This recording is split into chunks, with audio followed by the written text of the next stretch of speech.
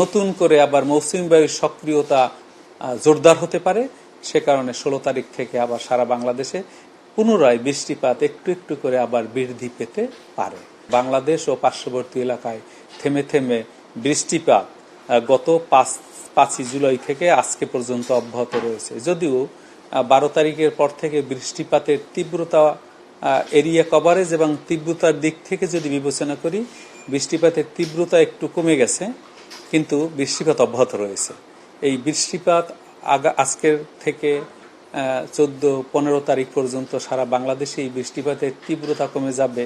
তীব্রতা কমে যাওয়া মানে বৃষ্টিপাত থেমে যাওয়া নয়, বৃষ্টিপাত অব্যাহত থাকবে কিন্তু তীব্রতা কমে যাবে, এবং বৃষ্টিপাত কমে গিয়ে 16 তারিখ থেকে পুনরায় নতুন করে আবার মৌসুমী বায়ুর সক্রিয়তা জোরদার হতে পারে।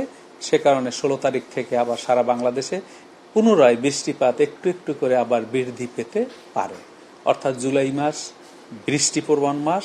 এই বৃষ্টিপ্রবণ মাসে স্থায়ী সিস্টেম অথবা ক্ষণস্থায়ী সিস্টেমের মাধ্যমে বৃষ্টিপাত হয়ে থাকে, এবং মার্জুরি সাধারণত বৃষ্টিপাত হয়ে থাকে। কখনো কখনো বৃষ্টিপাতের তীব্রতা কমে যায়, অর্থাৎ হালকা থেকে মাঝারি ধরনের হয়, কখনো মাঝারি ধরনের ভারী থেকে ভারী বৃষ্টিপাত হয়, কখনো ভারী থেকে অতি ভারী বৃষ্টিপাত হয়।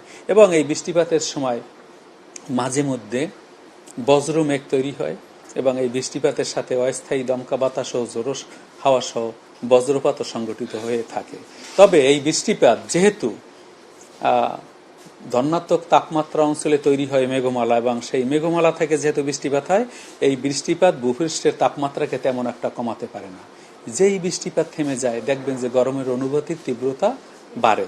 সেজন্য একদিকে বৃষ্টি হচ্ছে, একদিকে গরমের অনুভূতির তীব্রতা রয়েছে, কোথাও কোথাও ভারী বৃষ্টিপাত এবং ভারী থেকে অতি ভারী বৃষ্টিপাত হচ্ছে, কখনো দমকা বাতাস হচ্ছে, কখনো ঝোড়ো হচ্ছে, আবার গরমের অনুভূতির তীব্রতাও আছে, মাঝে মধ্যে বজ্রপাতের বজ্রধ্বনিও শোনা যাচ্ছে। আমরা তাহলে রোদ দেখব কবে?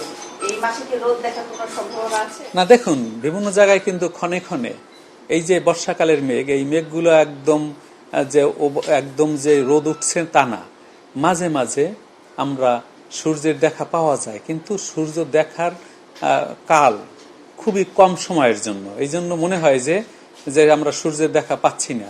কারণ এই যে মেঘমালা তৈরি হয়, এই মেঘমালার মাঝে ফাঁকে ফাঁকে গ্যাপে গ্যাপে একটু ফাঁকা জায়গা থাকার কারণে সূর্যের আলোর দেখা মিলে, কিন্তু এটি ক্ষণস্থায়ী থাকে, কারণ মেঘমালা তৈরির প্রবণতাই সবচেয়ে বেশি।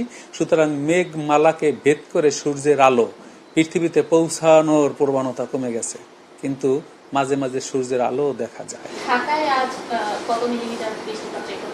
হ্যাঁ, আপনাকে ধন্যবাদ। দেখুন, গতকাল সকাল 6টা থেকে আজকের সকাল পর্যন্ত ঢাকায় 97 মিলিমিটার বৃষ্টিপাত রেকর্ড করা হয়েছে, এবং আজকের সকাল 6টা থেকে সকাল 9টা পর্যন্ত আরও 13 মিলিমিটার বৃষ্টিপাত রেকর্ড করা হয়েছে। যদি আমরা মোটা দাগে বলি, গতকাল সকাল 6টা থেকে আজকের সকাল 9টা পর্যন্ত ঢাকায় 110 মিলিমিটার বৃষ্টিপাত রেকর্ড করা হয়েছে, যা ভারী বৃষ্টিপাত, এবং এই ভারী বৃষ্টিপাতের ফলে ঢাকার নিম্ন অঞ্চলে এবং মহানগরের কোথাও কোথাও অস্থায়ীভাবে জলাবদ্ধতাও তৈরি হয়েছে।